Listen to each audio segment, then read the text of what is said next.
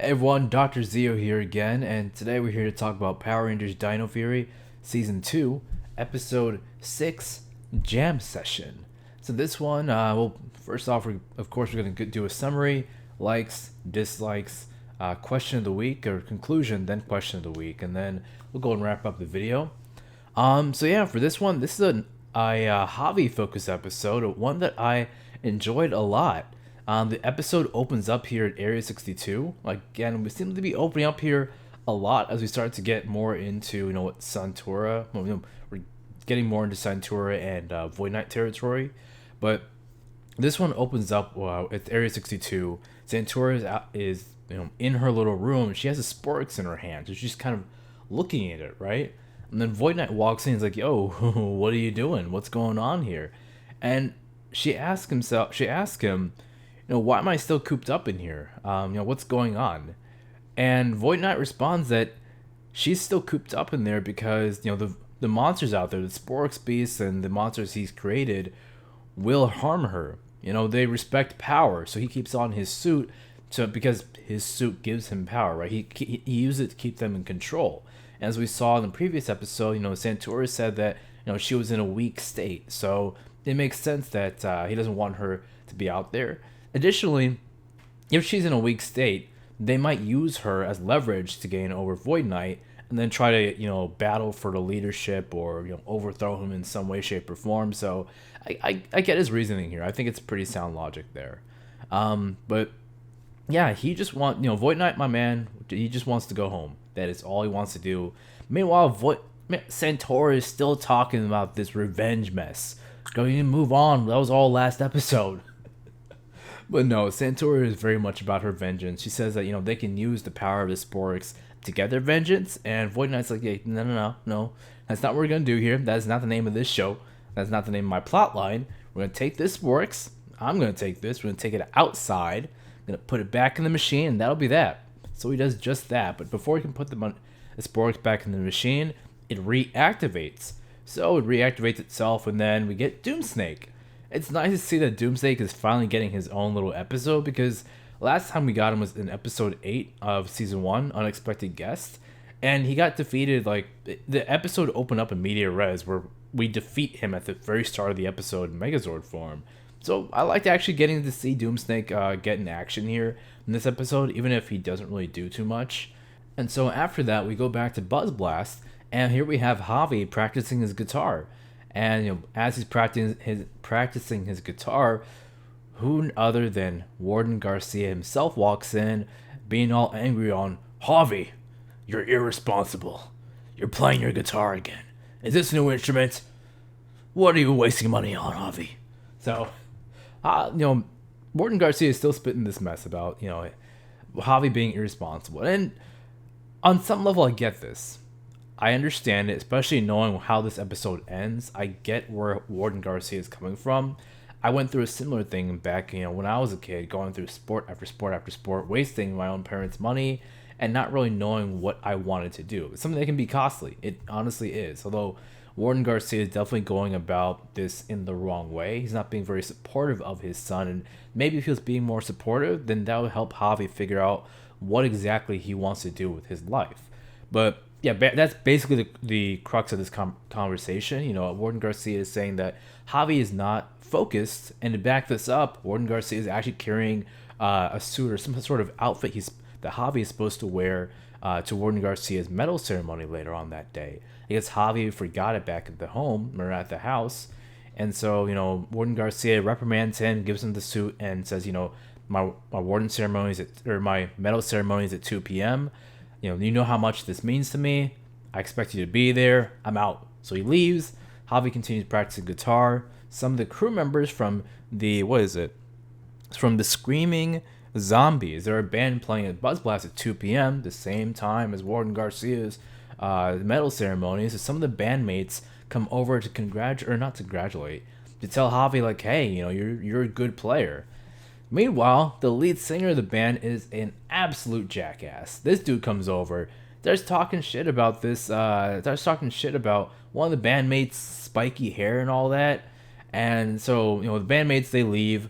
The singer is still there with Javi, and Javi's like, "Hey, do you normally talk to him like that?" He's like, "Yeah, yeah, I do. Something about flapjacks and pancakes. The dude's an asshole, but he unzipped his jacket to show him his pancake lover T-shirt. I guess this is a thing. This is some stuff you would wear to IHOP or something. I mean, I'm not knocking this shirt, but this dude's a rightful jackass. But yeah, around his neck, he's wearing a Dino key, a Dino battle key as a necklace. So Javi's like, "Hey, that looks like one of the keys that the Power Rangers use. Where'd you get it?" And Javi, the guy ends up telling him he got it at Blackwood Valley, and he found it. So Javi's like, "You know what? I know the Rangers. I can give that to them. I'm sure that they would love to have it back." And he's like, "No, no, finders keepers, and that's that." And then he walks off, and it's like, "Oh, okay, okay, that was weird." So Javi ends up going back to Dino Henge to tell the Rangers about what he found. Zato ends up reading his memory with Javi's permission, and finds out that this is the Freeze Dino Key. It can be used to activate the Terra Freeze Zord as well as the Terra Battle Armor. And before the Rangers can come up with a plan to actually get the key, Void Knight and everyone are in the middle of the city. Rangers teleport to go fight. And guess what? Void Knight's what is it? His Zord Jammer is online. So he sends that into the sky to jam the Ranger signal. Everyone gets into a fight. Everyone's kung fu fighting. And then, the Rangers try to call the Zords to, deal with the thing floating in the sky. But unfortunately, they can't because the Zord Jammer is actually jamming the Zord signals. I guess, so Void Knight straight up says, I examined the signals used to summon your Zords, and now I'm blocking all of them. But the key thing is that he examined the signals of the Zords that they currently have, which is where this whole Terra, freeze Dino key comes into play. So the Rangers, they put up a good fight, trying to destroy the thing with the Dino keys that they have, but it's impervious to their attacks. So they end up using a sleep key to put Doomsnake to sleep, and then Void Knight and them leave. So do the Rangers, and they figure out, okay, we need to figure out how to get that freeze key. So what they end up doing is that they end up going back to Buzz Blast, Javi in civilian form, and then Izzy, I think it's Zato, in Ranger form, and asking, or more so demanding, that Singer dude gives them the key. Singer dude's not having any of that. He says, "All right, you know what? I'll give you the key if Javi plays in my band, because our guitarist just quit." The guitarist quit because Singer dude was being an asshole just a few seconds ago.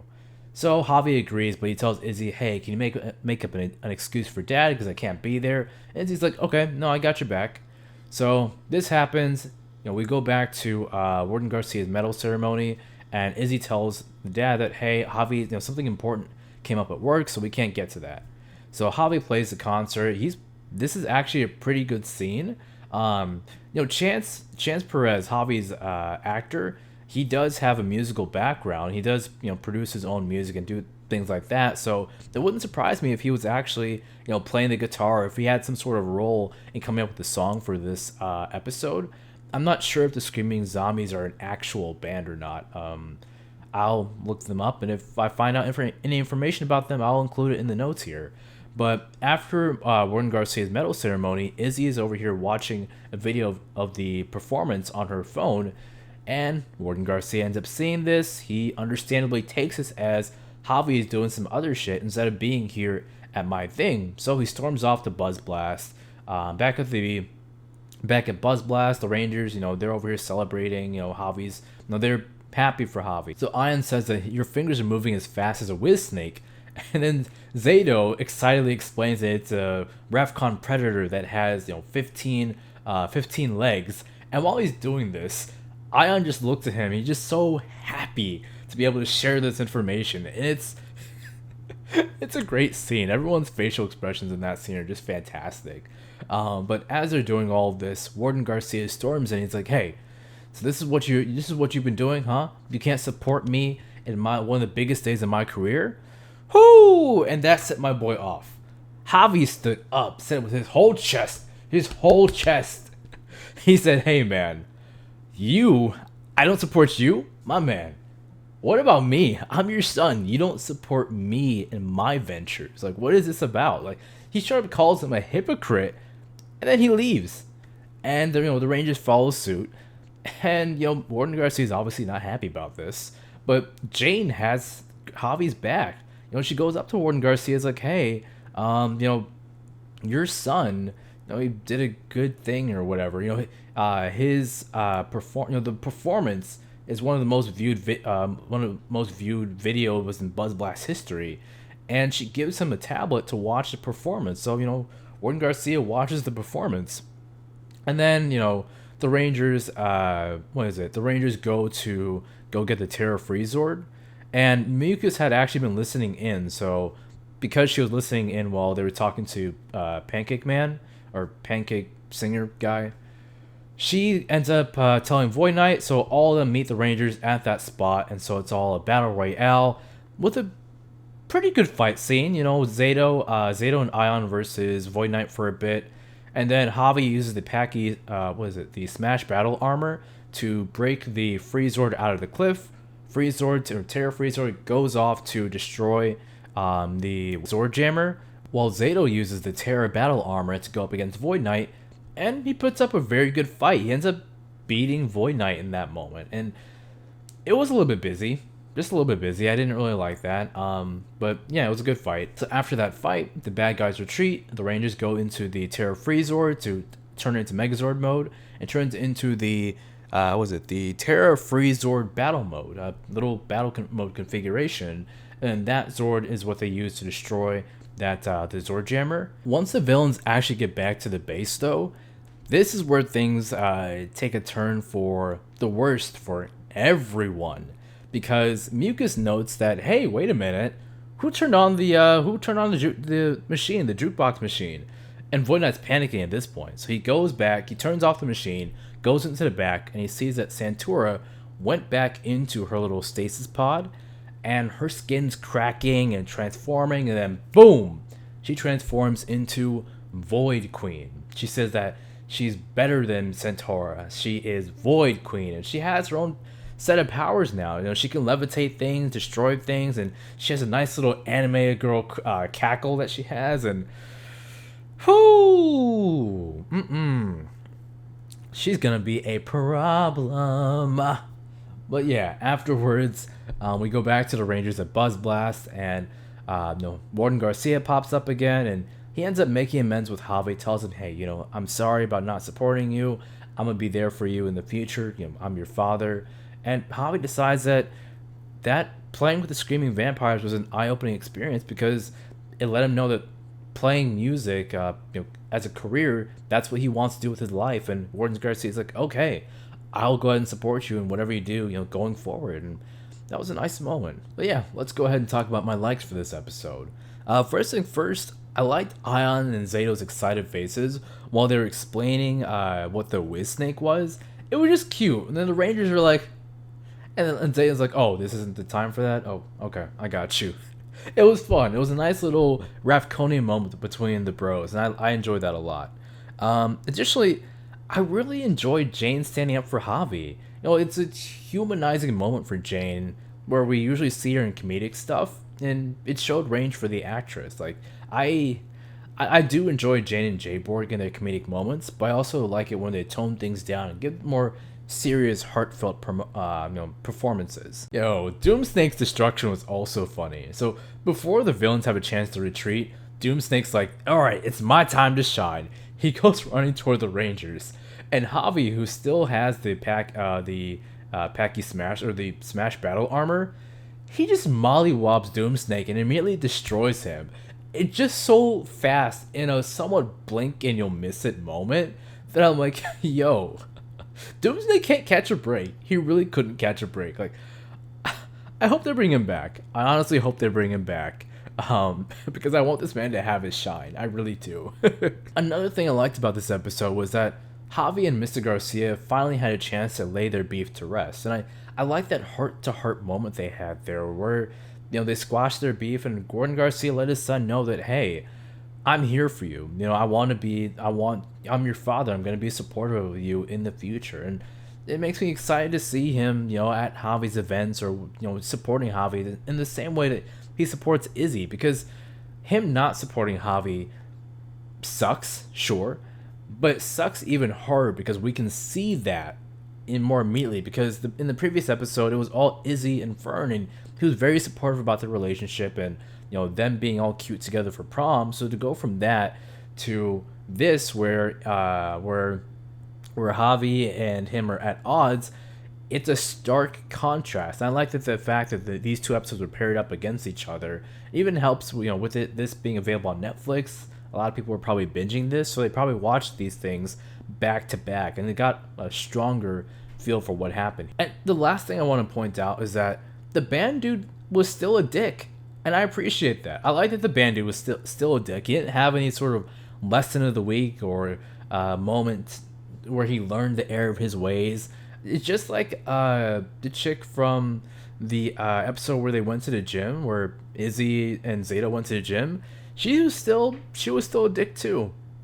I like that. Not everything has to be a lesson of the week. Some people are just assholes. They're just grifty assholes in that one chick's situation, and this dude just an asshole in general. And I like that Power Rangers has the ability to give us that message. It's good. But yeah, in conclusion, this was a fantastic episode. I liked the Warden Garcia and Javi moments. I mean, sure, I would have liked to see more conflict. Maybe have one more conflicting episode between the two of them before they finally, settle things. But it's okay. As long as we get some moments in the future with Warden Garcia actually being there for his son, I think that's an okay trade-off. Otherwise, that's pretty much it. And so that brings us to our questions of the week. So first things first, what is Void Queen's plan?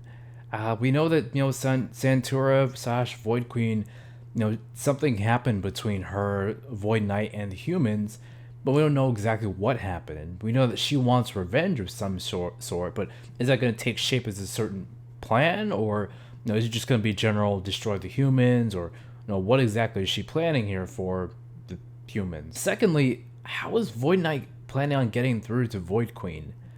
She seems unreasonable at the moment.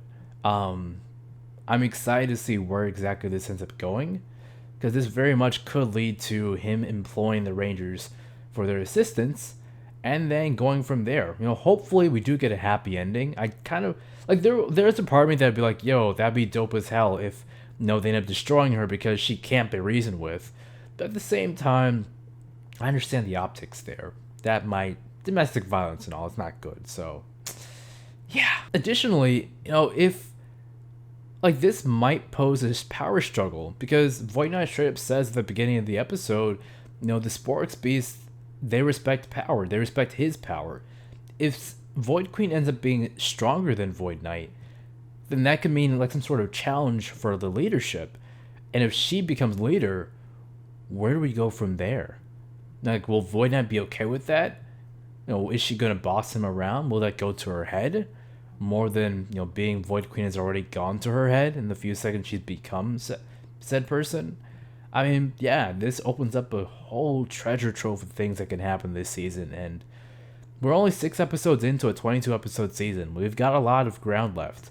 I'm excited to see where things go. But yeah, that's really all I have for today. As always, like, comment, subscribe. I really do appreciate it. Thank you for watching. Let me know what y'all thought about the episode in the comment section below. As always, stay safe, mask up, get your booster, get your vaccine, and have a good week. Peace.